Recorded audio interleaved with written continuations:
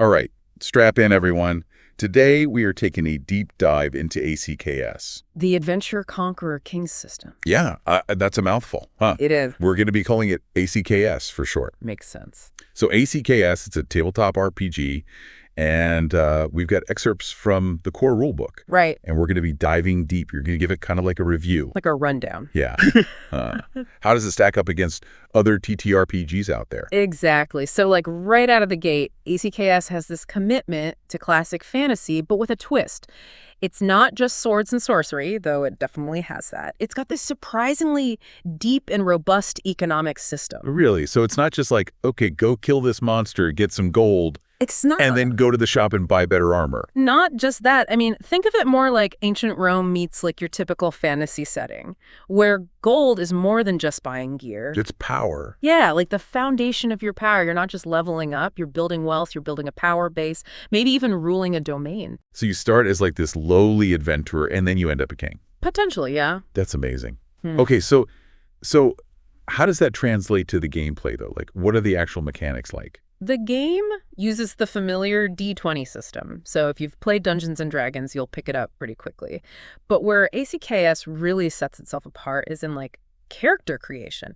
You know, you've got your fighter, your mage, cleric, thief, but then they've got these really unique classes. You got the blade dancer. Oh, yeah. I was looking at that one. It's like a warrior priest. Yeah, they can turn undead. They cast divine spells. What about the dwarven craft priest? Oh, yeah, that one's really cool. It blends crafting with divine magic, Right. like a perfect representation of dwarven lore. And the explorer, the one that I'm most interested The in. scout, the archer. Yeah.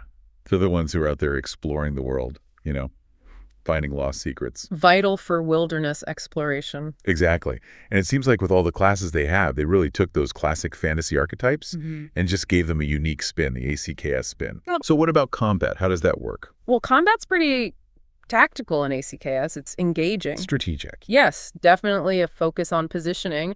Think about flanking maneuvers. Think about fighting withdrawals, even charging into battle. It's not just rolling dice, it's outsmarting your opponent. Right. So earlier you were mentioning that unique economic system. Does that play into combat and adventuring at all? Absolutely. Like, let's say you just cleared a dungeon and you found a massive treasure hoard. In most games, you'd just go buy new gear. Right, right. But in ACKS, you have options. You could take that gold and invest it in building a stronghold. You could hire followers. Generate income. Yeah, you could even hire, like, specialists, alchemists, animal trainers to help out your party. It's really interesting. So it's not just about the immediate reward, it's about the long term. It's about the legacy. Exactly. You're building something lasting. And that's one of the key differences between ACKS and a lot of other RPGs. It encourages players to think long term. You know, like a ruler would. Manage their resources, build something meaningful in the game world. And it really affects the way you adventure. Maybe you have to secure some trade routes or protect your investments or even go to war to defend your domain. Okay, I have a question, though, about magic. Okay. How does magic work in ACKS? Yeah. Is it like, you know, those games where the wizards are just overpowered? That's a good question. I mean, magic is powerful, but the designers tried to make sure that it wasn't game-breaking. Okay. So it's influential, but not all-consuming. It's like a reasonably extrapolated world. Right. Yeah. And the spells themselves, some are really familiar, and then there's some that are really unique. You've got your Fireball, you've got Charm Person, but each spell has, like, tactical implications. So it's not just like you win automatically. Right. You have to use them Yeah. strategically. Yeah. Like Charm Monster, if you use it strategically, you could completely change the encounter. So it's more of a tool than a win button. Yes. Definitely. It's about using your spells strategically and creatively to overcome challenges, not just blasting through every encounter. And the spellcasting system is super in-depth.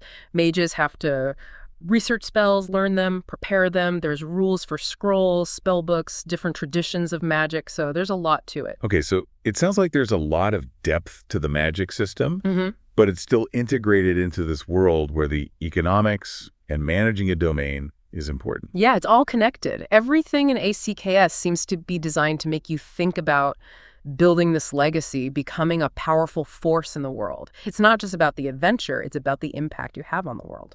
Okay, so we've talked about the mechanics, like the nuts and bolts of the game, but what about the world itself? Like, what's the setting? Yeah, that's a good point. It's classic fantasy, but it's got this focus on these epic legends and ancient empires that use the Oran Empire as an example, like in the rule book. Oh, okay. So think of it like ancient Rome, but with magic and monsters. Okay. So it's got that classic fantasy feel, but it seems like ACKS really wants you to interact with the world. It does. The concept of domains is central to the game. Domains. These are areas of land that are controlled by these powerful characters, and they're directly tied to that economic system we talked about. You're not just exploring a world, you're shaping it. Oh, wow. So it's not just dungeon crawling. You can conquer territory, build settlements, establish your own power base. Exactly. And they actually give you a framework for creating these detailed settings, from dungeons to cities to entire regions. They even have rules for different types of settlements, and each one has its own economic impact. Okay, so this is already sounding really different from your average dungeon delving RPG. But what about monsters? Like, what kind of creatures are we fighting? You've got your classic fantasy staples: goblins, orcs, dragons, undead. But ACKS does a really good job of adding unique creatures that make the world feel different. Like the ACKS. What? The ACKS. It's this burrowing, acid-spitting monster. Oh, okay. And they can really shake up combat. Or the cockatrice. It has the petrifying gaze, turns adventurers to stone. That's terrifying. They're definitely a challenge. But ACKS seems to go beyond just, listing monsters and stats. It's like they really want you to make them part of the world. So it's not just a random encounter. No. The rulebook gives you descriptions, behaviors, even tactical tips for encountering them. It encourages GMs to think about how the creatures fit into the world, how they interact with their environment. Okay, so there's like a real thought process behind the monsters. It's not just about throwing random encounters at the party. Exactly. And you see that throughout ACKS. They really want you to think about the world and the economics and the monsters and even the way you build your character. Okay, speaking of character building, there's one thing I wanted to ask about.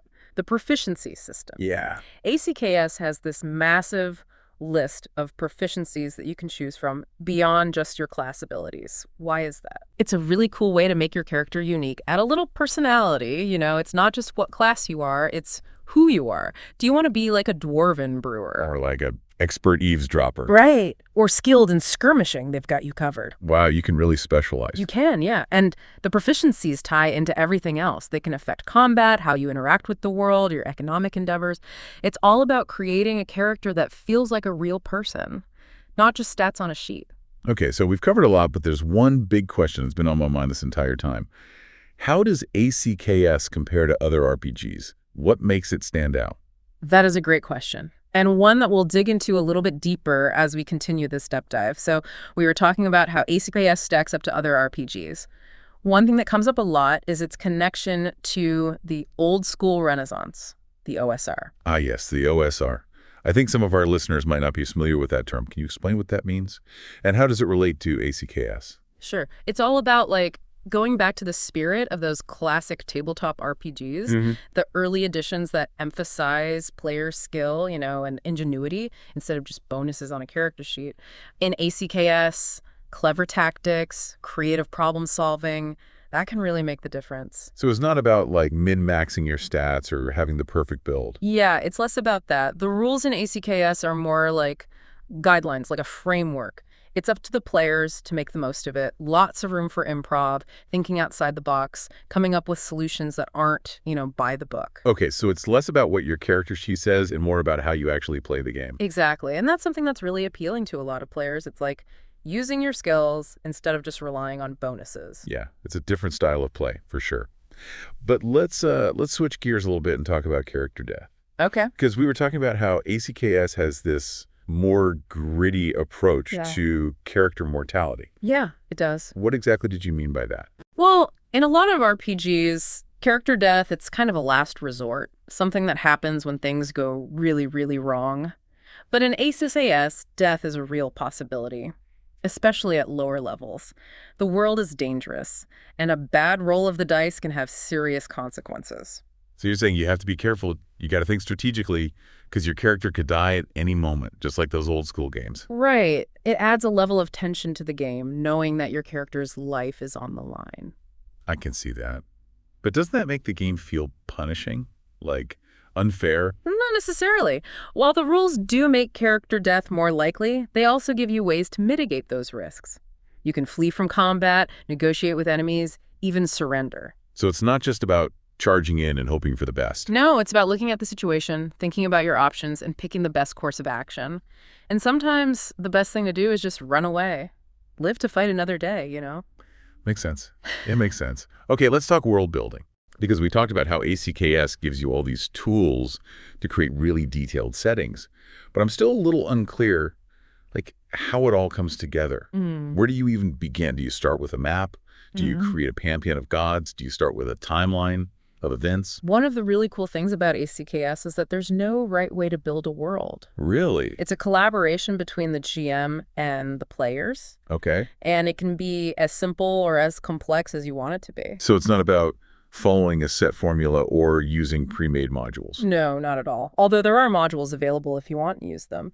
But the real fun is in creating something new and unique, something that's your own. You know, the rule book gives you this foundation, and then you can build on it, make it yours. Okay, so that's really cool. It gives you the freedom to create the world you've always wanted. But I'm still curious, like, where do you start?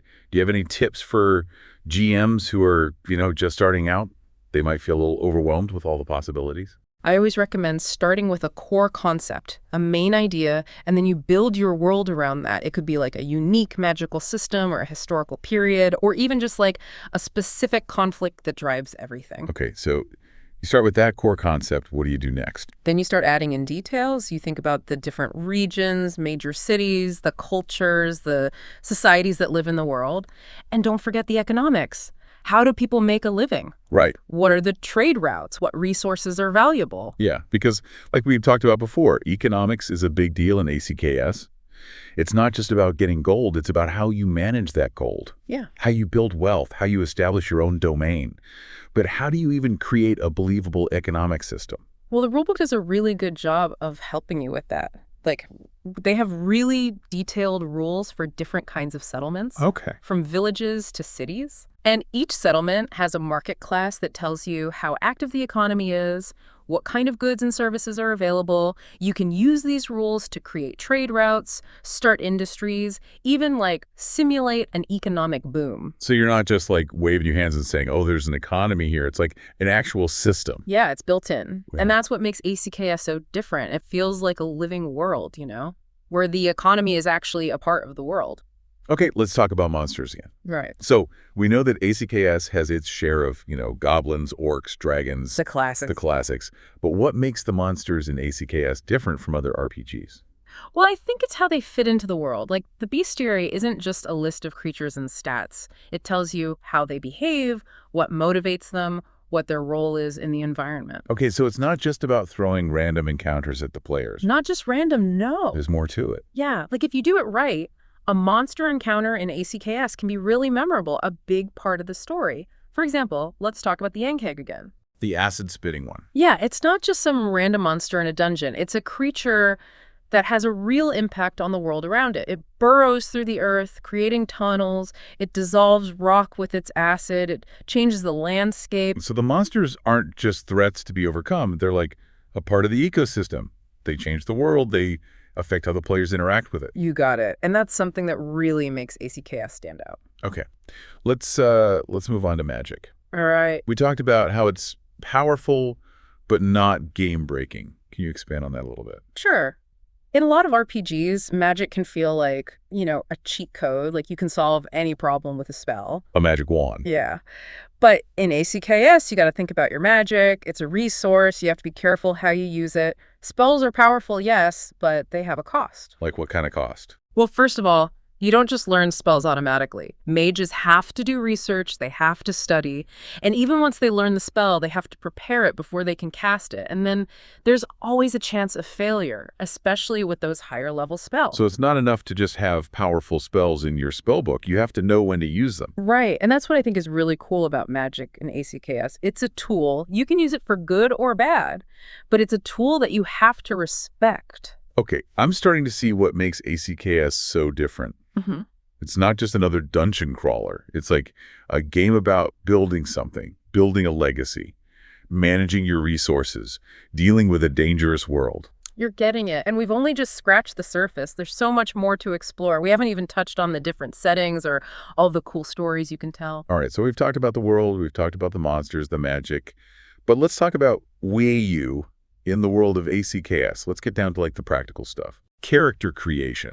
If I'm building my first ACKS character, what are some things that I should keep in mind? Well, we were talking about proficiencies earlier, and those are a great way to make your character stand out. A lot of times in RPGs, it's like, I'm a fighter, so I hit things. Right. But in ACKS, you can be a fighter who's also a blacksmith, Okay. which adds a whole economic element to their abilities. That's cool. Or you can have a thief who's an expert in heraldry. So they could forge documents and stuff? Yeah, navigate courtly intrigue. So even if you pick a standard class, you can still make your character unique with those proficiencies. It's not just about combat. Exactly. It forces you to think about who your character is in the world, not just what they're good at in a fight. Okay, so let's say I've got my character all set up, ready to go. We're going to delve into a dungeon. What are some tips for combat? Because you were saying ACKS combat is very tactical, right? Yeah, it is. It's more like chess than just rolling dice. Positioning is really important. Use cover, flank your opponents, think about the terrain. And remember, there are different movement speeds. You can charge into battle, but that makes you vulnerable. Sometimes it's smarter to retreat. So you have to be adaptable. You can't just use the same tactic every time. Right, and that's what I love about the OSR influence in ACKS. It's about the player's skill, not just what's on their character sheet. You could have a fighter with amazing stats, but if you just run into a room full of archers, you're probably going to have a bad time. What about magic in combat? Because we talked about how spells aren't just, win buttons. So how can I use spells effectively without feeling like I'm wasting them? Don't forget about utility spells. Cure Light Wounds might not be as flashy as Fireball, but it can save your life. Detect Magic can help you find hidden dangers, and spells like Create Food and Water are super useful on those long dungeon crawls. So think about being resourceful, not just about damage. Exactly. And as you level up, you start to see how powerful those tactical spells can be. Like Charm Monster. Imagine turning an enemy into an ally right in the middle of combat. Oh, that's a game changer. It is. Okay, so let's say I'm the GM running an ACKS campaign. What advice would you give to make it a really memorable experience for my players? Don't be afraid to let go of the script. Let the players' decisions shape the world, even if you have to improvise a little. Remember, ACKS is all about letting the players make choices that matter. So it's like a sandbox where anything can happen. Pretty much. And don't forget about the economic system. Encourage the players to invest their wealth. Oh, okay. Start businesses, become economic powerhouses. That's how they build a real legacy in the world. So if a player wants to open a tavern after they retire from adventuring, that's something I should help them do. Exactly. It's not just about going on adventures. It's about building a life in this world. Okay, last question. If someone's thinking about trying ACKS, but they're not sure about these old school RPGs, what would you say to convince them? I'd say be ready for a challenge. ACKS doesn't hold your hand. It's about using your creativity and your smarts to overcome the obstacles and build your own destiny. And the world feels real. Well said. Well, that brings us to the end of our deep dive into the Adventurer Conqueror King System. We've talked about the mechanics, the world, the monsters, the magic, how it all comes together. We've seen how it compares to other RPGs and hopefully given you a good idea of what makes ACKS special. We hope you've enjoyed this journey into the world of ACKS. It's a game with so much potential for adventure, storytelling, creating those really memorable gaming moments. So gather your party, sharpen your swords, and get ready to conquer. Until next time, keep adventuring.